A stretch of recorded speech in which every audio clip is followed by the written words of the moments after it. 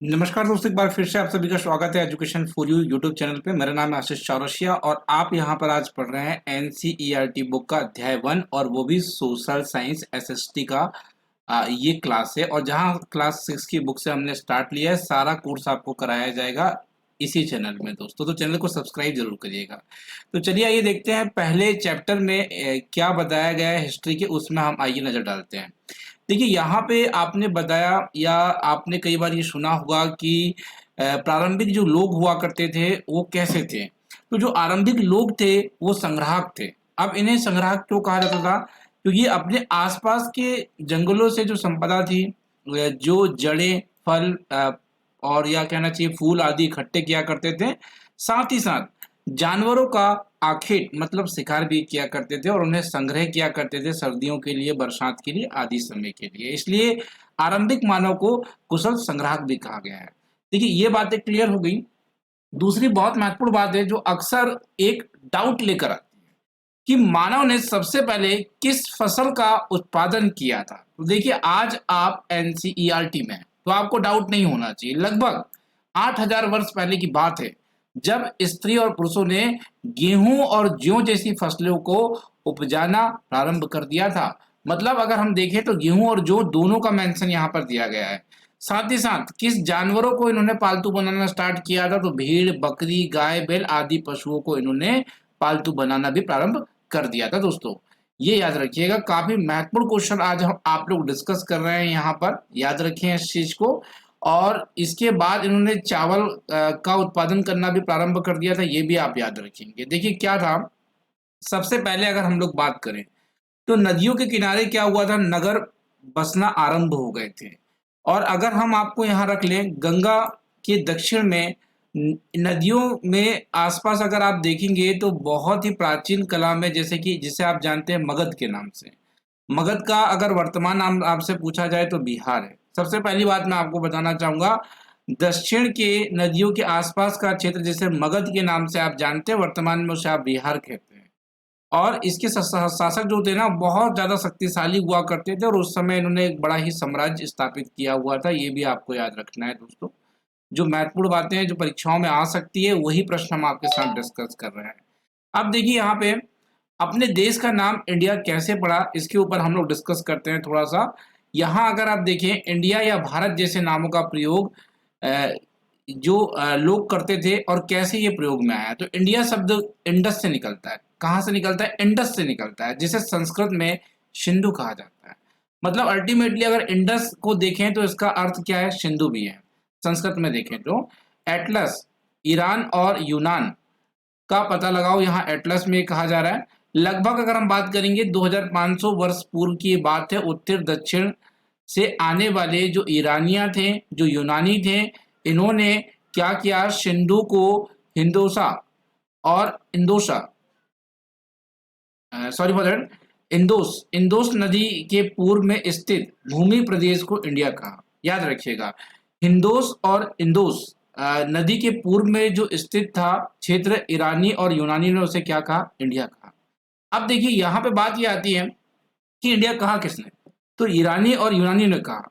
और किस नदी के आसपास के इलाकों को कहा, तो सिंधु नदी के पूर्वी क्षेत्र को कहा। ये बातें बड़ी महत्वपूर्ण है, जब आप इस तरह से डीप में जाएंगे तब आप यहाँ पे बेहतर तरीके से प्रिपेयर होते हैं। याद रखिए। थोड़ा सा हम लोग यहाँ बात करेंगे ताड़पत्रों से बनी पांडुलिपियों के बारे में। जैसा कि आप लोग यहाँ देख पा रहे हैं, जहाँ पे मेरा एक कर्सर है, ताड़पत्रों से बनी पांडुलिपियों का एक पृष्ठ। अब देखिए सबसे पहले ये पांडुलिपि क्या होती है, सबसे पहले तो मैं आपको ये समझाता हूँ। देखिए जैसे आप आज पुस्तक पढ़ते हैं, प्राचीन समय में पुस्तक नहीं हुआ करती थी, तो एक प्रकार की आप इसे पुस्तक समझ लीजिए, एक प्रकार का डॉक्यूमेंटेशन समझ लीजिए, जिसे आप पांडुलिपि कहते हैं। अब पांडुलिपि की खास बात एक्चुअली क्या थी? देखिए पांडुलिपि की अगर हम खास बात करें तो इसे सबसे पहले आपको बताना चाहूंगा, इंग्लिश में इसे मैन्युस्क्रिप्ट कहा जाता है। अब जिसमें मेनू का अर्थ क्या होता है? हाथ से निकला हुआ। और जो मुख्यतः आपकी पांडुलिपियां हैं, ये ताड़पत्रों या हिमालय में पाया जाने वाला एक भुर्ज नामक पेड़ की छाल में विशेष तरह के भोजपत्र में लिखकर तैयार की जाती थी। उस समय कोई कागज के पेज तो हुआ नहीं करते थे। अब ये कैसे बनाए जाते थे, इस पे थोड़ा सा विचार कर लेते हैं। देखिए एक तो ताड़पत्रों में आप लिख देते थे, और या तो हिमालय का जो भुर्ज नामक एक पेड़ था, उसकी छाल निकाली जाती थी और उस भुर्ज की छाल से लगभग ये आप लोग देख पा रहे हैं कुछ इस तरीके का तैयार किया जाता था और उसमें फिर ये सारी चीजें लिखी जाती थी। तो देखिए यहाँ पे आपने अभी क्या सीखा, इस वाले पूरे पोर्शन से याद रखिएगा। पांडुलिपि किसे कहा जाता है, मैन्युस्क्रिप्ट क्या है, और पांडुलिपियां मुख्यतः किससे तैयार होती है। तो इससे संबंधित क्वेश्चन बनकर आपका आ सकता है। अब आप लोग तैयार रहिए, मैं तो यही कहूंगा, क्योंकि कहीं से भी क्वेश्चन बन सकता है। अब ये पांडुलिपियां मुख्यतः कहाँ से प्राप्त हो रही है, बात ये आती है। तो ये मंदिर और बिहारों से प्राप्त हो रही है। कहाँ से प्राप्त हो रही है, मंदिर और बिहारों से प्राप्त हो रही है।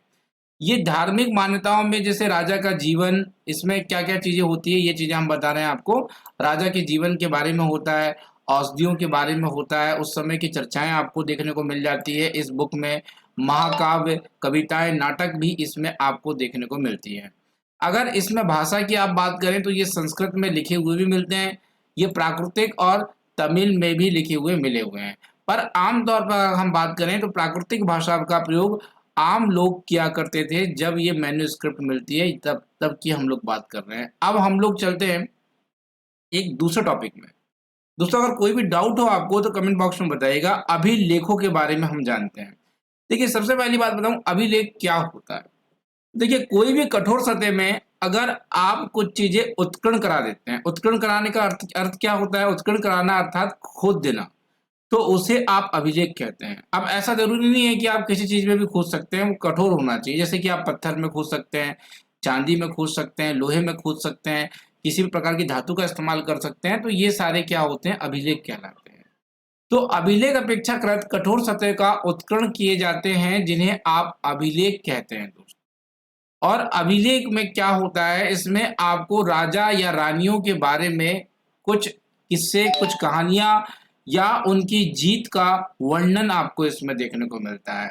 मुख्यतः आपने देखा है जो सम्राट अशोक हैं, इन्होंने सबसे ज्यादा अभिलेख लिखवाए हैं और इनकी जितने भी युद्ध हुए हैं, जितनी भी जीत है, उसका वर्णन आपको देखने को मिलता है अभिलेखों में दोस्तों।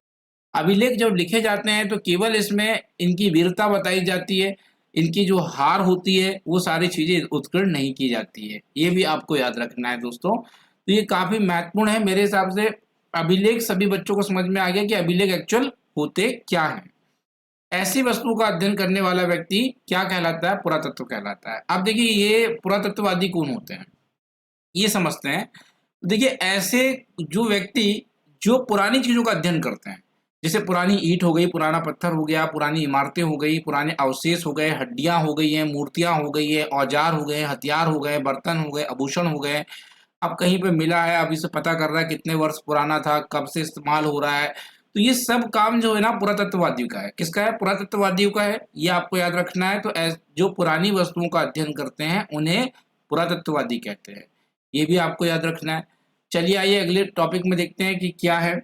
यहाँ देखिए जो पुरातत्ववादी होते हैं ये मुख्यतः ये भी जानना चाहते हैं कि चिड़ियों की हड्डी मिल रही है, मछलियों की हड्डी मिल रही है, किसकी हड्डियां ज्यादातर मिल रही है। इससे ये सिद्ध हो जाता है कि वहाँ के लोग एक्चुअली भोजन के रूप में क्या खाते थे। तो वो भी एक बड़ा ही महत्वपूर्ण रहा है। और ये सारी चीजें इतिहास को जानने के लिए बहुत ही आवश्यक होती है, जैसा कि आप लोग जानते हैं। अगर वीडियो पसंद आ रहा है तो वीडियो को लाइक जरूर करिएगा दोस्तों। अब देखिए दोस्तों एक बहुत ही महत्वपूर्ण टॉपिक में हम लोग आए हैं, जो आप सभी को जानना मेरे हिसाब से बेहद जरूरी है। याद रखें इस चीज को। देखिए क्या होता है, कई बार आपने हिंदी में ईशा पूर्व लिखा हुआ देखा होगा। बहुत सारी जब चीजें आप पढ़ते हैं, ईशा पूर्व या बीसी लिखा हुआ आपने जरूर देखा होगा। बीसी का मतलब होता है बिफोर क्राइस्ट। ईसा पूर्व का मतलब भी वही होता है, ईसा के जन्म से पहले। जो ईसा मसीह थे उनके जन्म से पहले का समय को ईसा पूर्व से दर्शाया जाता है। ये याद रखिएगा।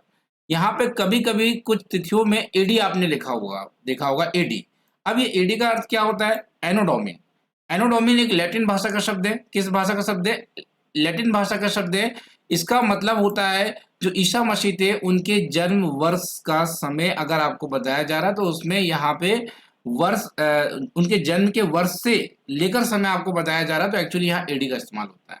अब आपने कई जगह देखा होगा कि आजकल बीसीई लिखने लगे हैं इन लोग, या बीसी लिखने लगे हैं, या सीई लिखने लगे हैं। तो इसका मतलब क्या होता है, सीई लिखा हुआ हो तो कॉमन एरा है, बीसी लिखा हुआ हो तो यहाँ पर आपको के पास जो आ जाएगा वो भी कॉमन एरा आएगा, और अगर BCE लिखा हुआ है तो बिफोर कॉमन एरा निकल कर आएगा। ये चीजें याद रखें आप लोग। इसके फुल फॉर्म्स आपसे पूछे जा सकते हैं, ये चीजें याद रखिएगा। आजकल तो प्रचलन में ये भी चल रहा है कि BP लिख दिया जा रहा है। अब ये BP क्या होता है? बिफोर प्रेजेंट, वर्तमान से पहले की ये बात है जिसे BP लिखकर प्रेजेंट किया गया है। तो ये चीजें भी आपको याद होना चाहिए। काफी महत्वपूर्ण चीजें आज आप यहाँ पे हमारे साथ डिस्कस कर रहे हैं। एक लिपि देखिए, ये प्राचीन समय में देखिए इस तरह की लिपियों का इस्तेमाल होता था। जैसे देखिए यहाँ लॉयन बना हुआ है एल से, यहाँ तो जो वैज्ञानिक लोग हैं ना, इस तरीके से इसे पढ़ना कहीं ना कहीं इन्होंने सीखा हुआ है। जैसा कि आप लोग देख पा रहे हैं, इस लिपि का इस्तेमाल करके शायद आप अपना नाम भी लिख सकते हैं। चलिए ऐसी कोशिश ना करें, पर करें भी तो कोई दिक्कत नहीं है। आगे हम चलते हैं। मिस्र के उत्तरी घाट पर रोसेटा नामक एक कस्बा है। रोसेटा, अब देखिए आपसे पूछा जा सकता है कि रोसेटा नामक कस्बा कहाँ है? तो मिस्र में। और यहाँ पे बहुत सारे ऐसे उत्कीर्ण कराए हुए पत्थर आपको देखने को मिलते हैं जिनके लेख भिन्न भिन्न भाषाओं में, भिन्न भिन्न लिपियों में है। यूनानी और मिस्र लिपि दो प्रकार की। एक विद्वानों यूनानी भाषा पढ़ सकते हैं। उन्होंने बताया कि यहाँ के राजा रानी जो थे एक छोटे से फ्रेम में दिखाए गए हैं, और इस छोटे से फ्रेम को कारतूस कहा गया है। ये याद रखिए। इनमें विद्वानों ने यूनानी और मिस्र संकेतों को अलग रखते हुए मिस्र अक्षरों में समानार्थक ध्वनियों की पहचान भी की हुई है। तो ये तो एक्चुअली लिपि पढ़ने के तरीके हैं। जो चीज़ें हमने आपको बतानी थी वो तो हमने बता दिया।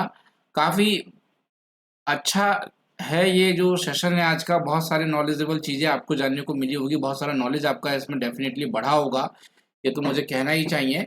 और गाइज यहाँ पे अगर आपसे हम बात करना चाहें तो ये सीरीज कंटिन्यूटी से रहेगी। अगर आप कमेंट बॉक्स में लिखेंगे कि सर हाँ इस सीरीज को कंटिन्यू रखिए, हमें बहुत पसंद आ रही है। मैं आपको विश्वास दिलाता हूँ कि अगर आप पूरी NCERT पढ़ लेते हैं तो इवन ये सीटेट में काम नहीं आती। आपका REET examination, UP TET examination, आपका UPSC का एग्जामिनेशन हो गया, या कोई भी एग्जामिनेशन हो गया ना, वहाँ ये बहुत ज़्यादा काम आने वाली है। तो आप इन चीज़ों का ध्यान रखें कि NCERT जब आप सोशल साइंस की पढ़ते हैं तो ऐसा GK भी आप प्रिपेयर करते हैं। तो इसके लिए आपको पूरी NCERT पढ़नी चाहिए। तो बहुत बहुत धन्यवाद। Thank you so much everyone to watching this video. Thank you so much once again. मुलाकात करता हूँ अगली लाइव क्लास में।